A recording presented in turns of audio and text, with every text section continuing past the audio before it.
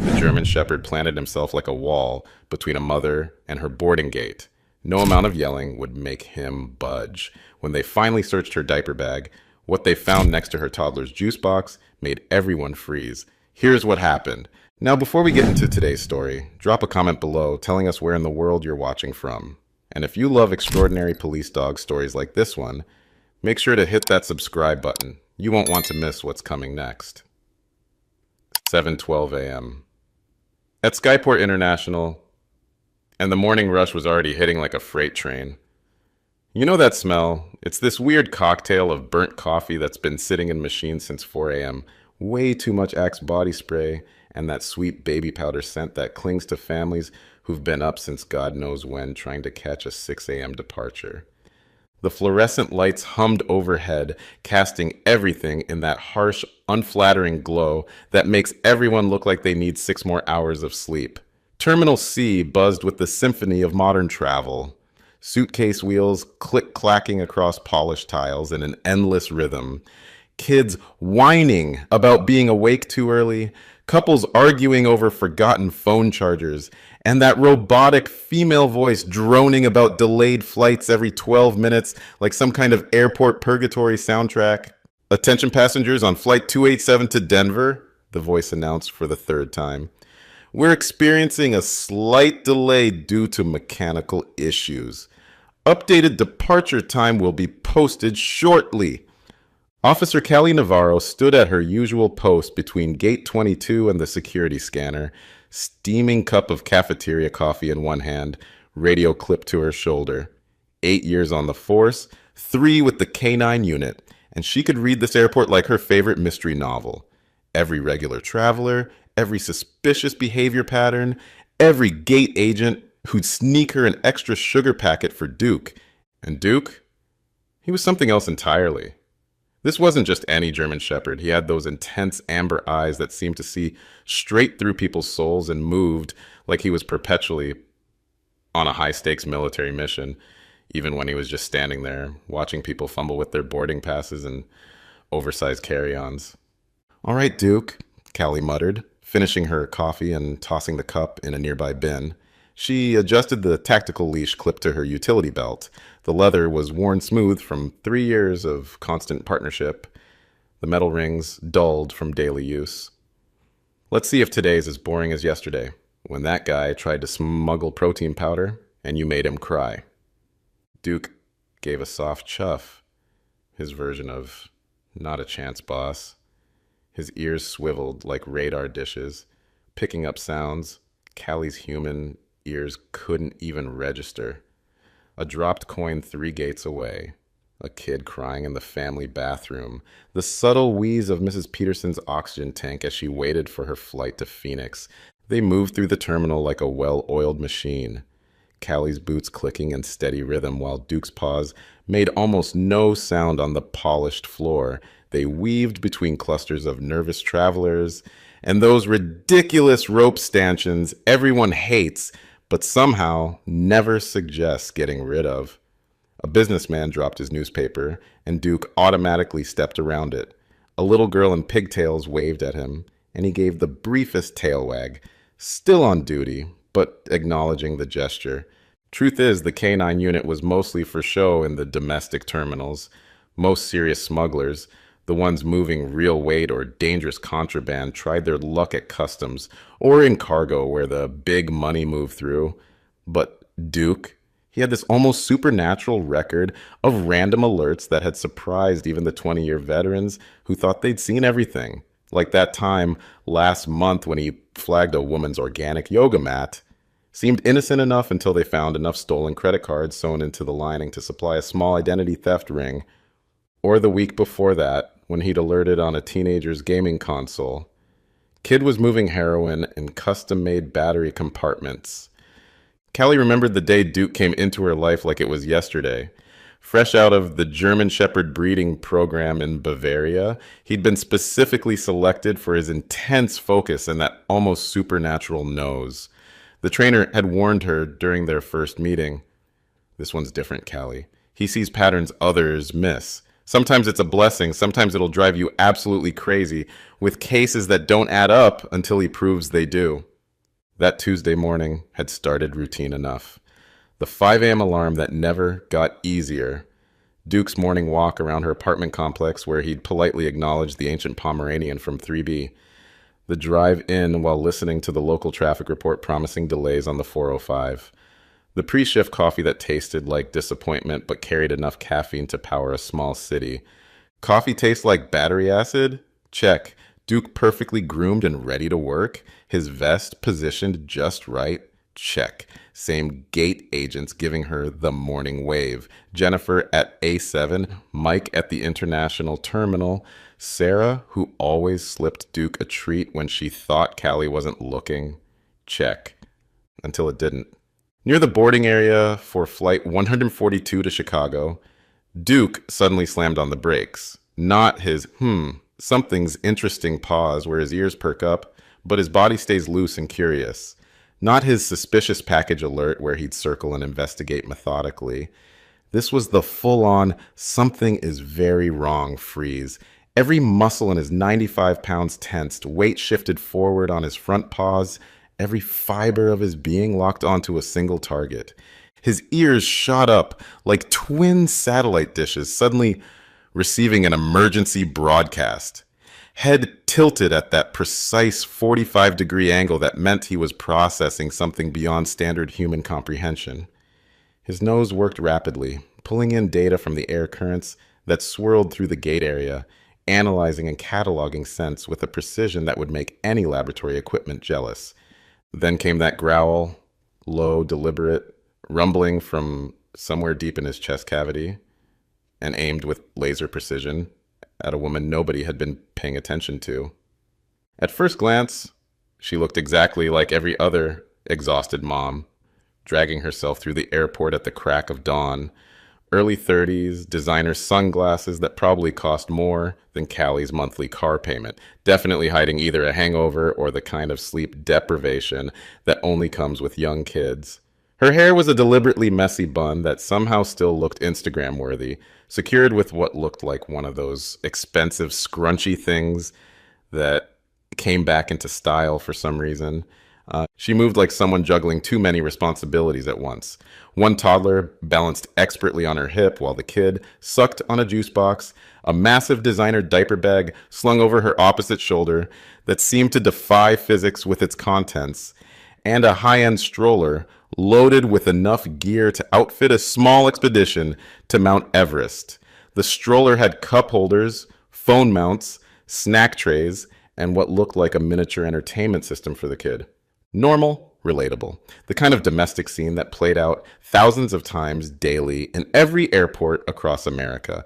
Mothers multitasking their way through travel with kids, looking put together on the surface while probably holding it together with caffeine, determination, and prayer.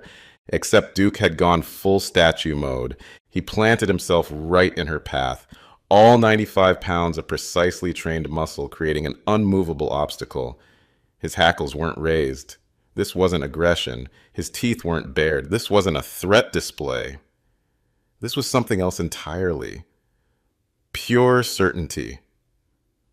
The kind of absolute conviction that came from years of intensive training, combined with instincts honed to a razor's edge. "Ma'am," Callie approached, trying to keep her voice casual even as that familiar tingle of pre-action adrenaline started creeping up her spine like ice water. Duke's body language was screaming alert, and in 3 years she'd learned to trust his judgment above her own. "Could you step aside for just a moment? My partner seems to have detected something." The transformation was instant and dramatic, like someone had flipped a switch from tired but composed mom to cornered animal ready to fight. The woman's entire body went rigid, her movements changing from fluid multitasking to jerky, controlled tension. Her free hand tightened on the stroller handle until her perfectly manicured nails dug into the grip, knuckles going bone white. "Are you kidding me?" Her voice cut through the ambient airport noise like a blade, sharp enough to turn heads 3 gates over and cause a pause in several ongoing conversations. The kid stopped mid-sip of his juice box to look up at his mom's suddenly changing tone.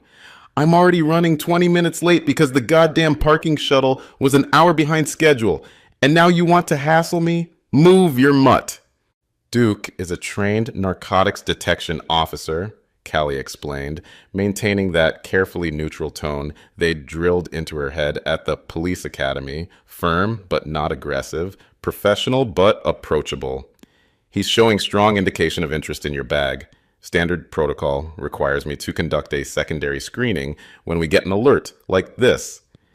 It's a diaper bag, the woman snapped, her voice climbing in volume with each syllable, until even passengers who were actively trying to ignore the situation started looking up from their phones and magazines. A diaper bag? You seriously think I've got cocaine hidden between wet wipes and goldfish crackers? I'm not making any assumptions, ma'am, but Duke's behavior suggests there's something in your luggage that warrants a closer look. By now, the scene was drawing significant attention. A gate agent picked up her landline, probably calling for security backup, which meant Callie had about 3 to 5 minutes before this turned into a full-scale incident with supervisors, witnesses, and possibly news cameras. The woman's toddler had started squirming in her arms, those tiny sensors that kids have for adult tension kicking into overdrive. This is harassment. Her voice now carried across the entire gate area, bouncing off the polished floors and glass walls in angry echoes. You people take one look at a stressed single mother trying to travel with a child, and you automatically sick your damned German Shepherd on me like I'm some kind of criminal because you need to make your daily quota of arrests. Duke remained perfectly still, utterly unmoved by the verbal tirade. Those intelligent amber eyes stayed laser-focused on that designer diaper bag like it contained classified government secrets. His nose twitched once, twice. Processing, cataloging, confirming whatever complex chemical signature had initially triggered his alert system. Callie had learned to trust this reaction implicitly over their 3 years together.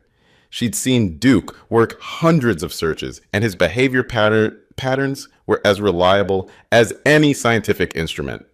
When he got this focused, this absolutely determined, something was always there. His false positive rate was essentially zero among canine handlers in the region. Ma'am, Callie's voice dropped to octave, taking on that particular edge that every veteran cop develops. The one that signals business time is over and compliance is no longer optional. If you continue to resist this standard security procedure, I'll have to escalate the situation to a formal detention. I need you to step to the side with your luggage immediately. The woman stared back at her, upper lip twitching with barely contained fury. Callie could practically see the calculations running behind those oversized designer sunglasses.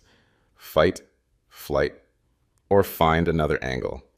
Other passengers had started recording with their phones now. Great. Tomorrow's viral video in the making. 2 security officers approached from different angles, having been summoned by the gate agent.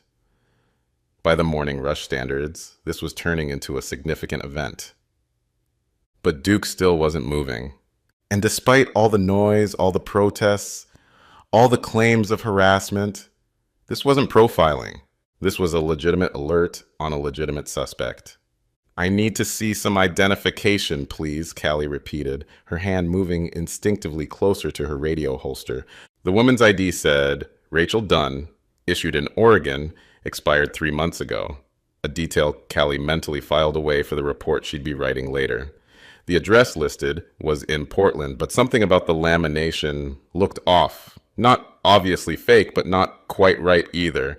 Her toddler, identified as Max, according to the custom monogramming on the diaper bag, had escalated from fussing to full crying mode, that exhausted, ragged sound that cuts straight through your skull and makes everyone in a 100-foot radius unconsciously check their watches and hope it stops soon. I've got a screaming kid who hasn't napped properly in 3 days, a non-refundable flight that's already been delayed twice and cost me $800, Rachel continued her tirade, shifting Max higher on her hip. The child's wails were approaching that special frequency that seems designed by evolution specifically to short-circuit adult brain function. And now I'm dealing with some power tripping handler with an attitude problem and a poorly trained dog who obviously doesn't know the difference between a diaper bag and a drug stash. This is absolutely beyond ridiculous. Callie ignored the personal attack, her eyes catching Officer Daniels approaching from the main checkpoint. Good. Backup would help contain this situation before it spiraled into something requiring incident reports that would eat up the rest of her shift. Ma'am, the more you resist, the longer this process takes, Callie said evenly.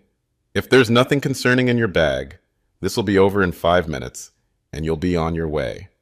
Meanwhile, Duke continued his methodical assessment, now pacing in precise figure eights around the diaper bag, his nose working in overdrive. Each pass brought a fresh analysis, his body language shifting with microscopic tells that only experienced handlers could read. His ears were locked in that forward position, tail held at exactly the right angle. Not anxious, not confused, but absolutely certain. This was Duke in peak professional form, every hour of training and years of experience focused on a single task. Officer Daniels, Callie addressed the approaching officer quietly, though she kept her primary attention on Rachel.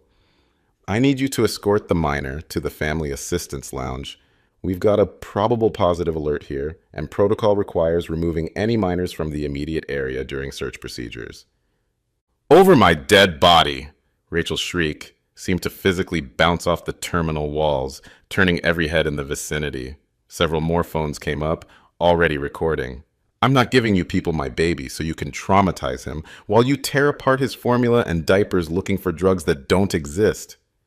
Ma'am, you're not under arrest, Callie explained, with the infinite patience of someone who delivered the speech countless times. But you are being detained for probable cause based on a confirmed K-9 alert. We can either escort your child to a supervised family assistance area with full visual oversight where you can see him at all times, or we contact Child Protective Services for an emergency placement during the investigation. Those are your options. Rachel's face cycled through about 12 different expressions in rapid succession. Defiance melting into panic, panic hardening into rage, rage faltering into something that looked almost like fear. For just a moment, her tough facade cracked enough for Callie to see something else underneath. I don't understand, Rachel said, and for the first time her voice held something other than anger. I fly all the time. I've never had any problems before. Your dog is wrong. Duke has a clearance rate of over 96% in field alerts, Callie responded.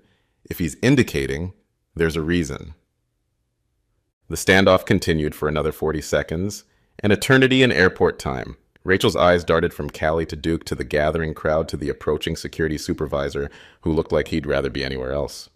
Fine, she finally muttered, the fight seeming to drain out of her all at once. But I'm holding him the entire time. And I want everyone to see that you're harassing a mother with a baby because your dog made a mistake. Officer Daniels stepped forward, his movements deliberately non-threatening.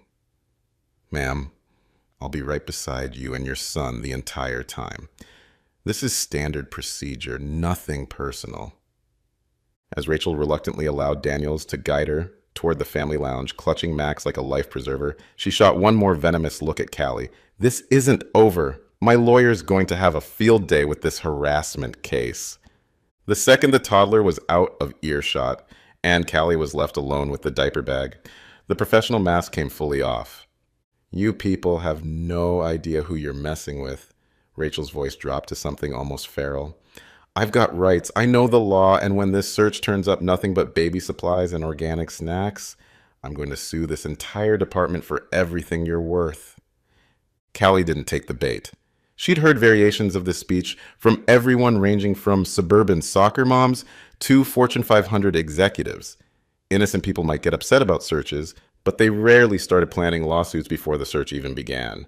She snapped on fresh latex gloves and carefully unzipped the main compartment of the designer diaper bag, laying everything out on a nearby chair in an organized pattern. Each item got photographed and logged for the inevitable report.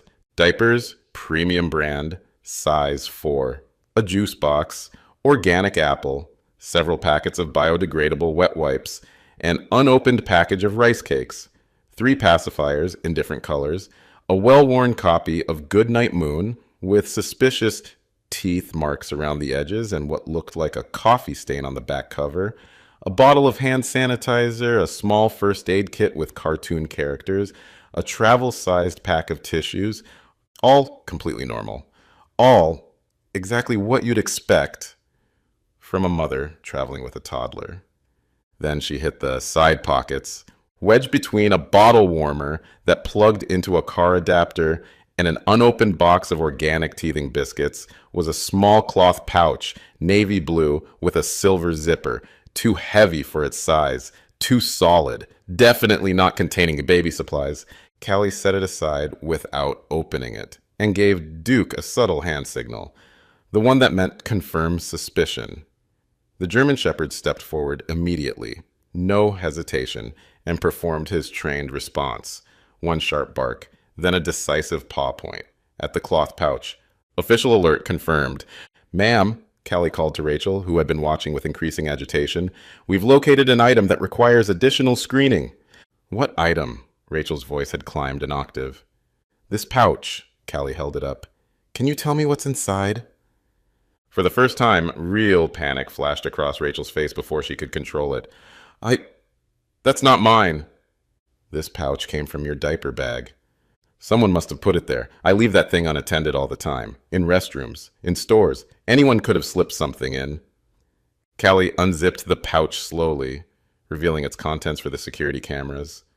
A clear plastic baggie containing white crystalline powder, another baggie with what looked like small blue pills, and a tiny digital scale still showing measurements from its last use. She opened her field test kit, withdrawn from her utility belt, and carefully swabbed a sample of the white powder onto the testing strip. The process took exactly 30 seconds. When the strip turned bright red, several people in the gathered crowd gasped audibly. Positive for fentanyl. Officer Daniels had returned just in time to witness the result, still accompanied by Max, who was mercifully quiet, now mesmerized by the airport activities around him. "I swear to God, I didn't—" Rachel's voice cracked, caught somewhere between desperation and complete shock. "That wasn't there this morning. I packed that bag myself. I've been using that same bag for months without any issues." "Ma'am, let me understand this," Callie said, her tone shifting to official report mode. "You had unknown controlled substances in the same bag as your child's food and medications?" "No, I mean, not knowingly. This is a setup. Someone planted that stuff." Callie tested the blue pills next. The result came back positive for MDMA, ecstasy. The digital scale showed a reading of 2.3 grams. "Ma'am, you're in possession of approximately 2.3 grams of fentanyl and what appears to be 30 individual doses of MDMA. These are felony amounts. You were attempting to board an aircraft with these substances in your possession." Rachel's entire body started shaking. The defiant anger, the entitled outrage, the threats of lawsuits, all of it evaporated in the face of hard chemical evidence. This can't be happening," she whispered. "Max needs me. He's only 3. His father's not in the picture. If I go to jail—" "You should have thought about that before bringing narcotics through airport security," another officer commented, perhaps less diplomatically than advisable. "I didn't bring them."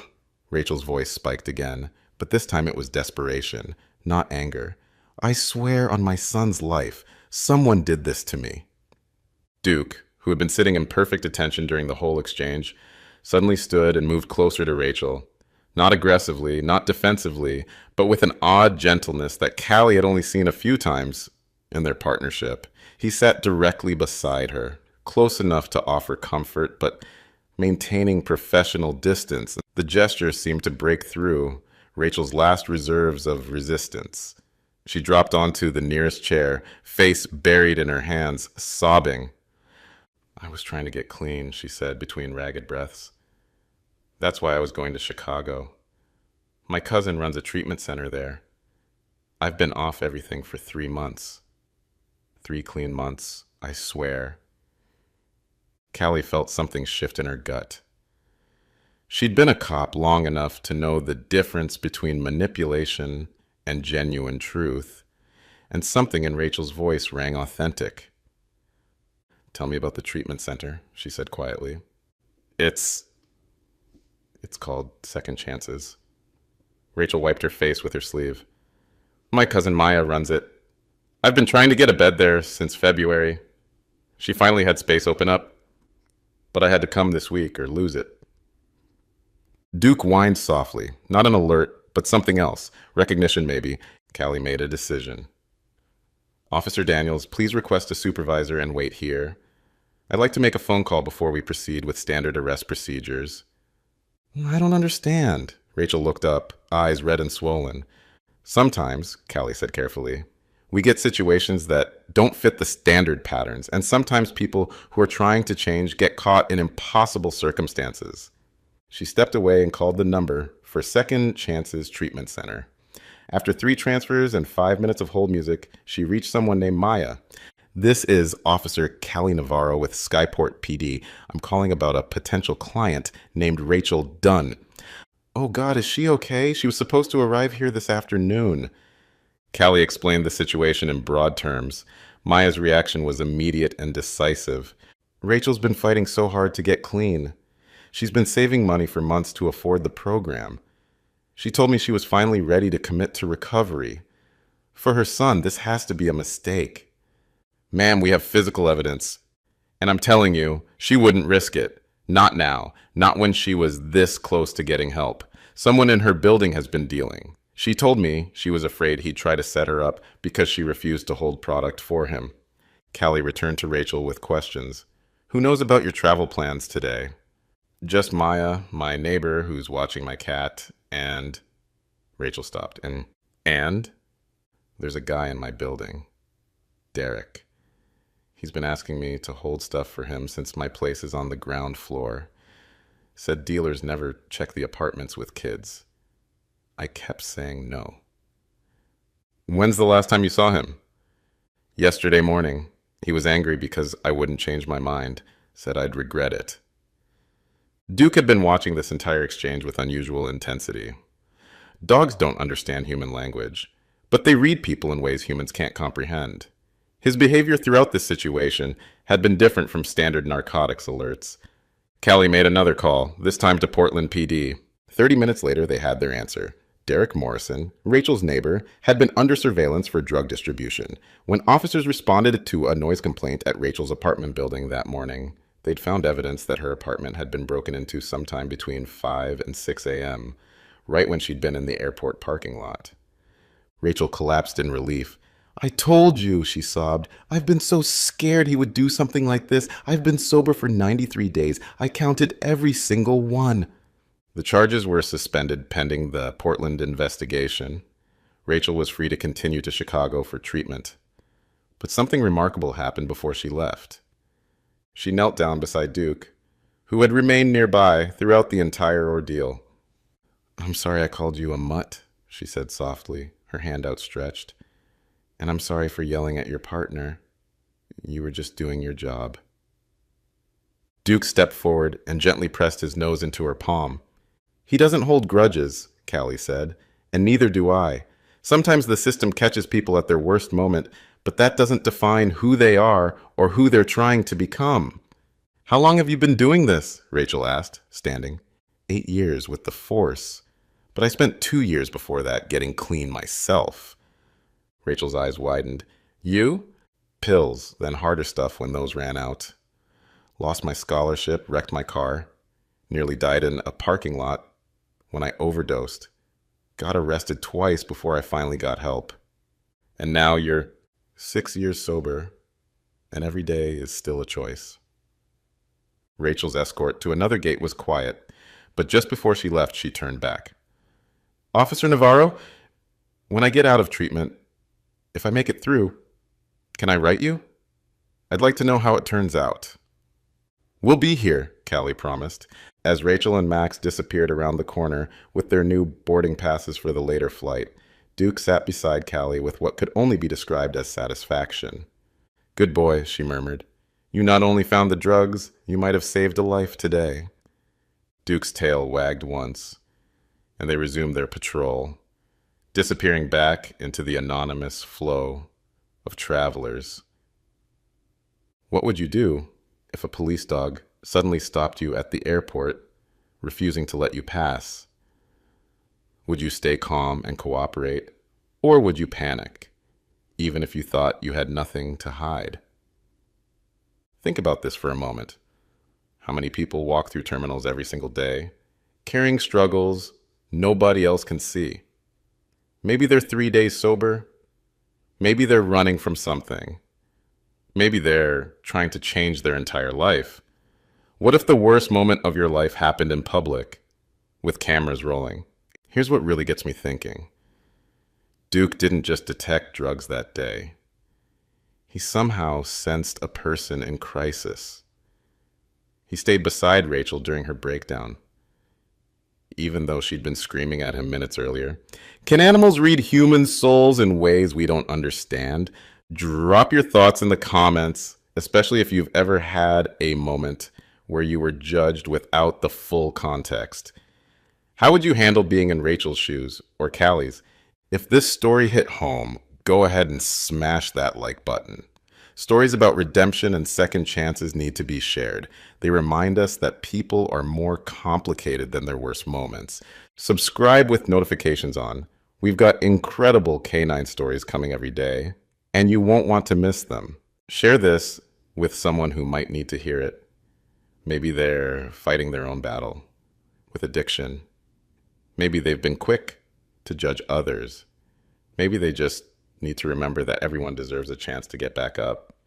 2. More powerful stories about working dogs and the people whose lives they've changed are waiting for you right on your screen. Click the one that calls to you. See you tomorrow with another story that'll remind you why we started sharing these in the first place. Because behind every badge, every controversial headline, every misunderstood moment, there are real people trying to do the right thing, both the two-legged and four-legged kind. Stay human, folks. The world needs it.